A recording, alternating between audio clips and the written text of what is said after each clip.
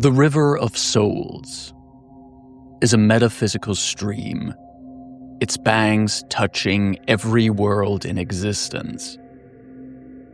When death comes to a mortal being, their soul is pulled to its waters and gently guided towards the Lady of Graves to receive judgment and pass into the appropriate afterlife.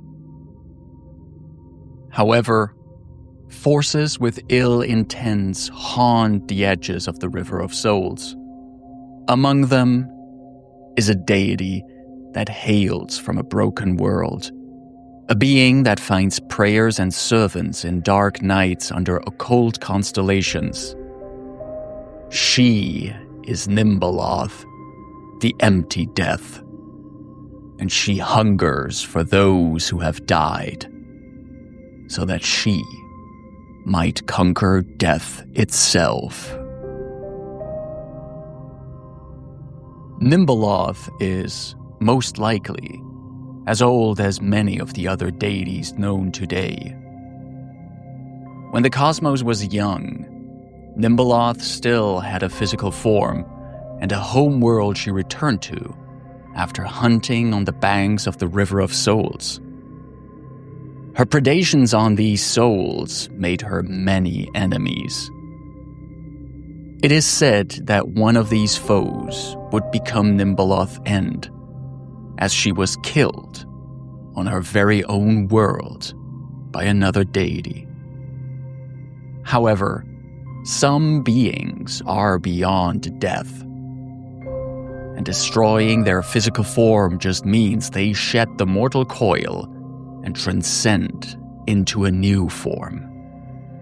The Empty Death is such a deity. Untethered by matter, Nimbleoth could now more easily venture between her home world of Voidbracken and the River of Souls, preying on the dead of worlds that she came close to. Fortunately for all mortals and souls wandering the afterlife, the Empty Death cannot just claim souls from any world. Nimbleoth can only drain the souls from planets that have experienced a great cataclysm, the sudden influx of souls of the dead weakening the barrier between the planes. Looking at the history of Golarion, one can assume that Earthfall was such an event, allowing Nimbleoth's power to seep from beyond the stars into the ravaged world. Usually, the first places on a world to be infused with her influence are remote and dark locations, like swamps and deep, dark caverns. Once her influence has settled into some regions of a world, Nimbleoth slowly corrupts these places and solidifies her grip on them. The Empty Death has no death to fear, and so time is of no matter to her. She can wait for hundreds, even thousands of years to slowly defile remote locations and establish her influence. Where Nimbleoth's power warps the world, creatures like wisps are attracted to that malevolent might, and often become her first loyal servants on a new world.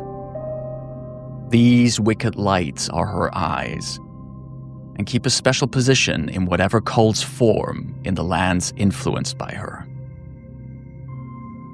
The motivations of eldritch entities like Nimbleoth are beyond mortal minds, but some scriptures speak of the Empty Death seeking to kill death itself.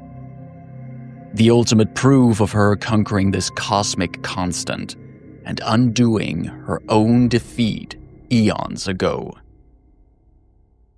To achieve this, she must feed on the souls of mortals in large quantities.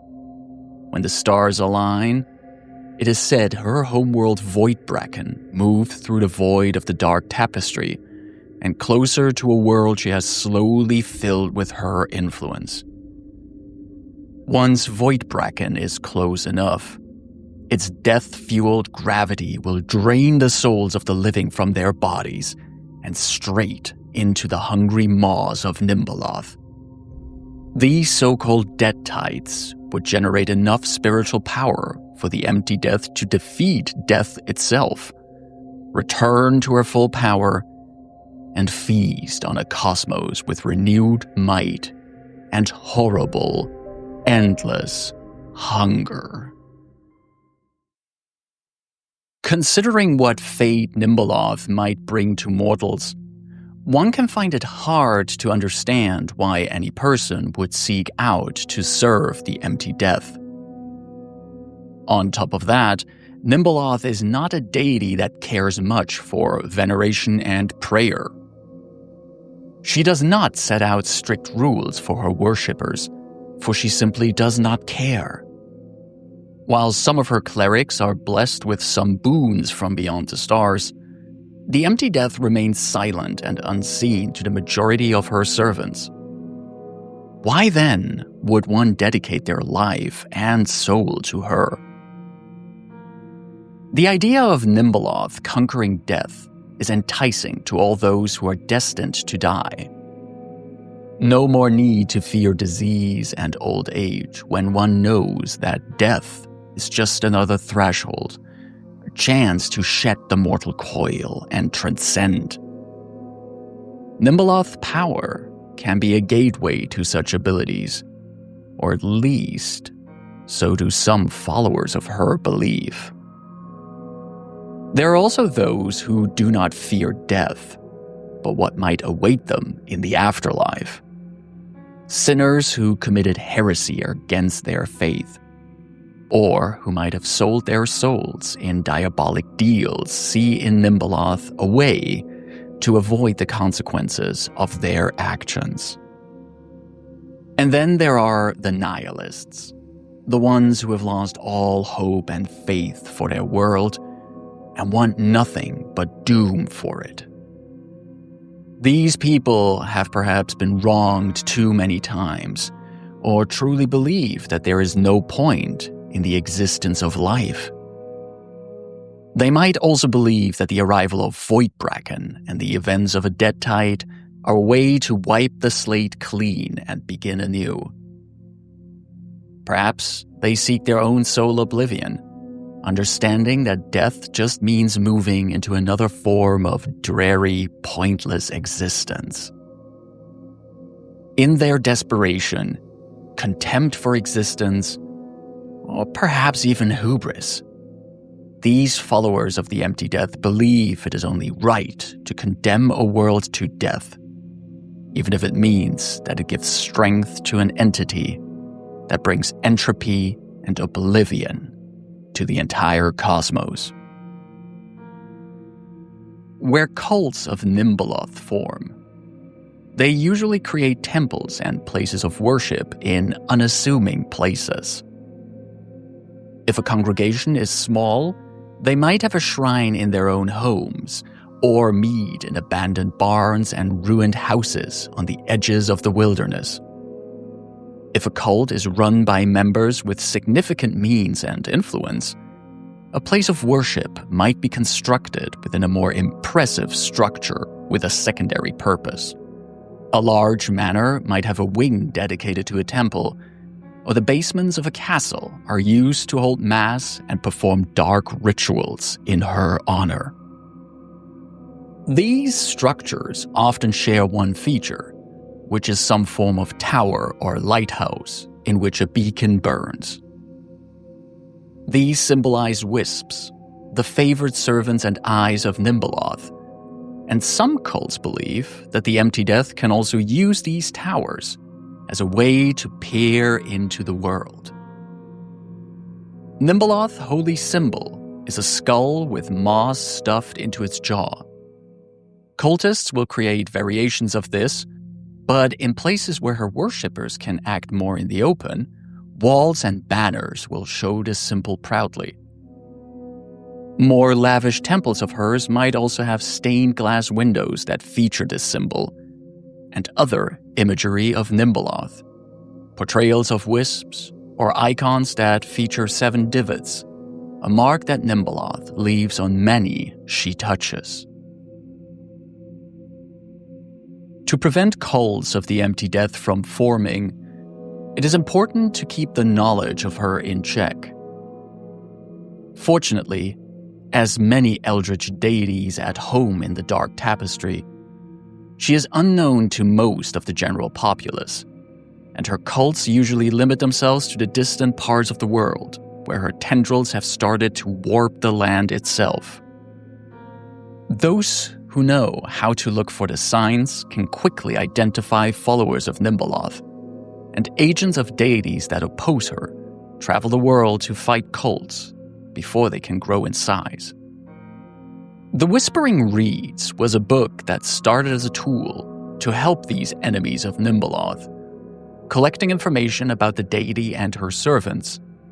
The author of this work is unknown, and originally planned for a large print run of this book. However, as they worked on this tome, it became clear that the collection of information could have the opposite effect. So much knowledge about the Empty Death and its gifts in one place was a treasure trove for her servants. Only a few dozen copies were printed in the end, and are sought after now by both those who seek to fight Nimbleoth and those who hunt for more insights into how to serve her. Most curiously, every copy of the Whispering Reeds seems to be influenced by Nimbleoth herself. Those who recklessly read it find themselves enticed by the words on the page, no matter their original intentions.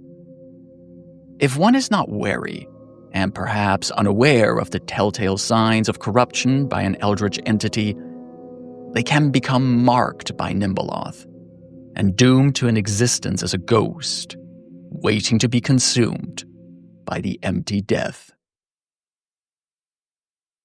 Even though knowledge of Nimbleoth and her goals is limited, it is still a duty of those who know of this threat to act against her followers. Like other deities lurking in the vastness of the Dark Tapestry, Nimbleoth has enemies among other gods.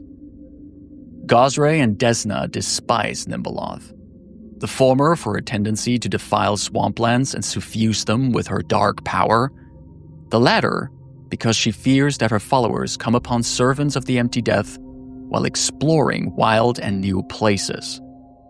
However, both of these deities' contentions with Nimbleoth pale in comparison to the dislike, maybe even hatred, the Lady of Graves must feel towards this eldritch being. Pharasma, her duty being to protect the River of Souls and shepherd the dead into the afterlife, despises that Nimbleoth consumes souls and condemns them to oblivion. This act goes against the cosmic order created by Pharasma and other divine forces, and one could theorize that if it is allowed to go on for too long, there could be dire consequences for existence itself. It is whispered that it was Pharasma who fought Nimbleoth on her homeworld of Voidbracken, destroying her physical form and turning the world into the lifeless mire it is today. However, Nimbleoth is said to have wounded the Lady of Graves, leaving a mark in the shape of 7 divots on the goddess. If it truly was Pharasma who did this, one must wonder if she knew that Nimbleoth would become less limited in her new form that transcended death. Does Pharasma perhaps regret her actions? Does she seek new ways to truly destroy the Empty Death, ridding the cosmos of her foe and mistake? Whatever the Lady of Graves is planning, some Pharasmans are chosen to hunt the servants of Nimbleoth. These champions and clerics learn about the truth of the Empty Death, perhaps even daring to read a copy of the Whispering Reeds, and are then sent out on missions to identify cult leaders and dismantle their operations before their influence spreads. Nimbleoth can never be truly killed, but eradicating her minions and removing knowledge of her existence is perhaps one form of death this vile entity cannot escape. Long dream the dead, yet even death can die, is an aphorism shared among servants of Nimbleoth. From her world in the depth of the Dark Tapestry, the empty death dreams of her plans unfolding, and every so often brings the dead tide to a planet she consumes. We can all hope that she remains dreaming, and that her all-consuming hunger will never find enough sustenance to consume death itself.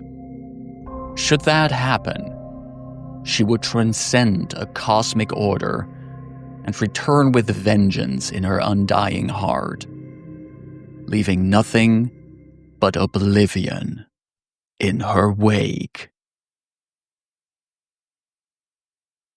Thank you so much for watching this video.